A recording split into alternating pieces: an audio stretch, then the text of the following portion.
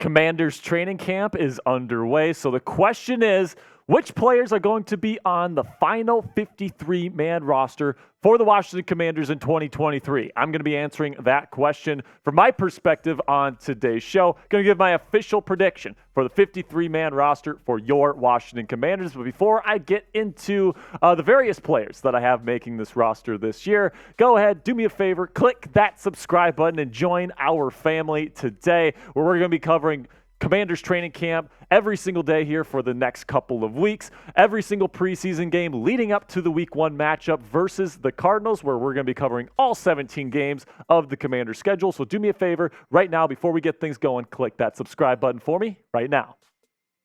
Now let's start with the quarterbacks here, and I think two are going to make the official 53-man roster, and then, of course, the NFL has that rule this year where you can carry an emergency quarterback outside of the 53 this year. So I think Howell and Brissett will be the two guys on the roster this year. Howell will be the Week 1 starter for that game against the Cardinals in Week 1, and then Jake Fromm, I think, is going to beat out Tim DeMorat for that emergency quarterback spot. I think Fromm is a smarter quarterback at this point in his career. He's more reliable, and I think that's why he gets the nod there. Then let's move over to the running backs here, where I have the Commanders carrying three RBs this year. Brian Robinson Jr., I think, will be the number one guy in Eric Bieniemy's backfield this year. And Antonio Gibson is going to be a really interesting piece, as well as that number 2 running back, more of a receiving back this year. And then Chris Rodriguez Jr., the rookie out of Kentucky, drafted in the 6th round this year. Eric Bieniemy really likes this guy's talent, and I'm excited to see what he can do in his rookie campaign.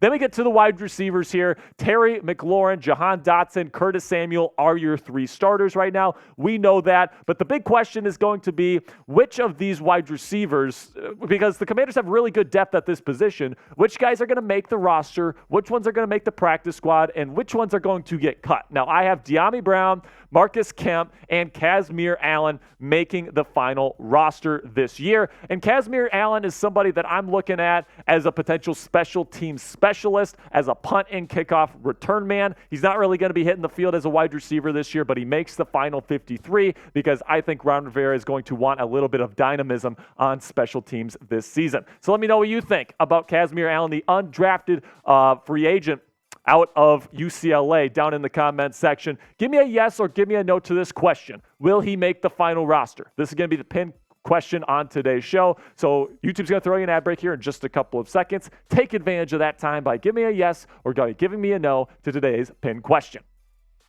Then we move on to the tight ends here, and I think Logan Thomas is going to hold on to that starting spot. He's got the knee brace off. There's a lot of good vibes around Logan Thomas right now, so that's great to hear. And I also have them carrying Cole Turner and John Bates as backups. Hopefully one of those guys can kind of emerge as kind of a more dynamic receiving threat. Logan Thomas is fine as a possession-type tight end, but you're really hoping that the athleticism of Cole Turner can really show through, or something along those lines this year for Eric Bieniemy. And then you get to the big boys up front here, starting with the offensive tackles. I got Charles Leno Jr. and Andrew Wiley at left and right tackle respectively, and then swing tackle Cornelius Lucas. I think they're only going to carry 3 offensive tackles this year because the interior of the offensive line has some guys that can flex outwards. You look at the interior of the offensive line for the Washington Commanders heading into the year. It's looking like Nick Gates is going to be your starting center. Sam Cosmi is going to be your starting right guard. And right now, the favorite for left guard, it's a little bit of a competition between Chris Paul and Sadiq Charles, but right now, Ron Rivera says that the favorite is Sadiq Charles. He's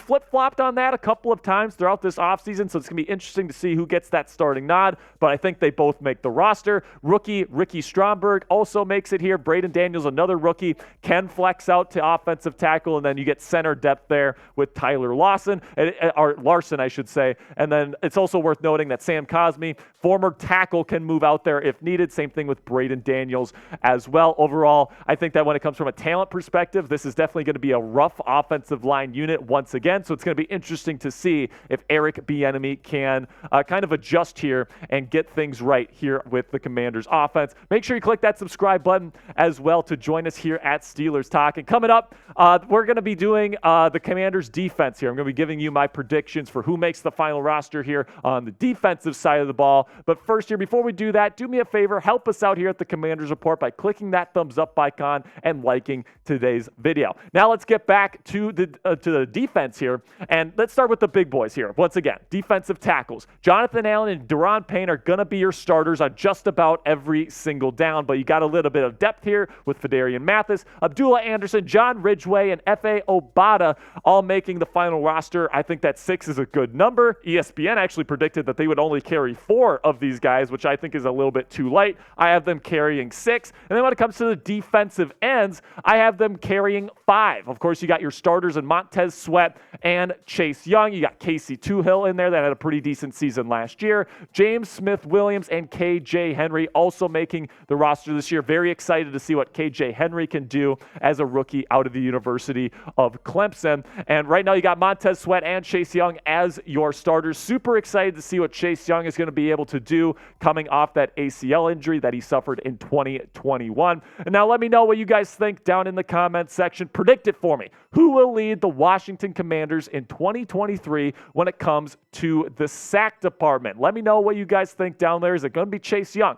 Is it going to be Montez Sweat? Will it be one of the big boys there, Jonathan Allen or Daron Payne? Let me know what you guys think down there in the comments section. Can't wait to see what you guys have to say about this one. Then we get to the linebackers here where I've got Jamin Davis and Cody Barton as your starters. And then you got a couple of pretty decent backup players here. Khaleke Hudson is somebody that's been impressive during minicamp and OTAs to this point, going into training camp with a lot of momentum. And then David Mayo and Milo Eifler, they're all right. You know, they're fine. Good backup pieces, but they end up making the final roster to help out on special teams. Then you get to the cornerback room, and I got the Commanders carrying 6 guys here. Starters are going to be Kendall Fuller and Emmanuel Forbes, the rookie. Kendall Fuller, 3 interceptions last year. Really, really good season for Kendall. Then you got Emmanuel Forbes coming in off of a 6 interception performance in his final season there at the Mississippi State Bulldogs. NCAA record 6 pick sixes throughout his career. He's going to be a real dynamic playmaker in the secondary. You got Jartavius Martin in the slot as well. And I think it's going to be pretty interesting to see if Jartavius Martin or Benjamin St-Juste gets more reps in the slot. St-Juste played quite a bit in the slot last year. Danny Johnson, another guy that can play either outside or inside. And then you got Rashad Wildgoose as well, making the final roster in my predictions here. Then you get to the safeties, the other part of the secondary here, where I got them carrying 5 guys. You got Cameron Curl and Derek Forrest, maybe some of the most underrated safeties in the National Football League. Curl was the 2nd highest graded safety according to Pro Football Focus last year. Derek Forrest, man, when I put on Commanders tape and I watch it, Derek Forrest continuously comes up as somebody that makes the big play. I think that's going to continue here this season. Then you got Jeremy Reeves, who's going to be kind of your star special teams player. Of course, he was a Pro Bowler last year as a special teams ace. So I'm really excited to see what he can do on special teams again here in 2023. And then Percy Butler, a pretty decent backup safety as well, making the team. And then you got the special teams guys. The moment you've all been waiting for here, guys. You got the punter, Trustway, one of the best in the National Football League. I think Joey Sly is going to beat out Michael Badgley, but you never know with these kicker situations. And then you got Cameron Cheeseman. I think that instead of an A, it's an E-R. Oh, but no, it's not. It's actually AR. My bad.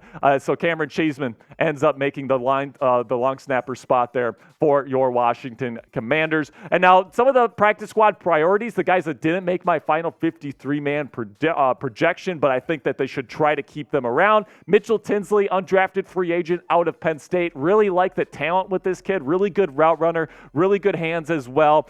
He goes undrafted, even though I compared him to a guy like Kendrick Bourne of the New England Patriots, who year after year is a super solid wide receiver. I think he's eventually going to be able to make a 53-man roster, but here in Washington, it's just too stacked. I think he's going to be a practice squad guy. Same thing with Dax Milne, another talented dude. I just don't think there's enough room for him. Troy Apke, the corner, I think that he's been here for a while. I think that he'd be a valuable practice squad piece in case somebody gets hurt. And then DeJohn Harris, the linebacker. It's nice to have a guy that's played a little bit in this system around. I think that would be a good one to have if you're Ron Rivera, but I certainly think that this front office should be looking into bringing in some nice talent here that gets cut from other teams. But let me know what you guys think down in the comments section. How are you feeling about the Washington Commanders football club here before the start of the 2023 season? Will they make the playoffs this year? Give me your take down there in the comments section by giving me an HY if you think, hell yes, we're making the playoffs, or if you think we're going to miss the playoffs this year, give me an HN down there in the comments. That'll be it for me today, guys. Really do appreciate all the support. Make sure you click that subscribe button for me right now if you want comprehensive Commanders news and rumors coverage here throughout the entirety of training camp. We have a bunch of great stuff coming your way. Can't wait to share it with y'all. I will see you guys later. And as always, hail to the Commanders.